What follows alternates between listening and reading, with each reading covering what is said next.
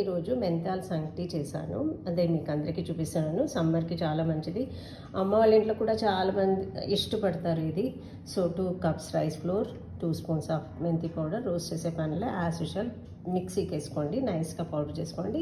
2 cups, ఇది 2 spoons mix చేసి ఇలా పెట్టుకోండి. And 6 tumblers water and ghee and salt. Boil అయ్యాక సాల్ట్ అండ్ గీ వేసేయండి. అది అయ్యాక ఇది రెండు మిక్స్ చేసి పెట్టుకుంటారు కదా, అది వేసి బాగా యాజ్ యూజువల్ సంగటి చేసుకోండి.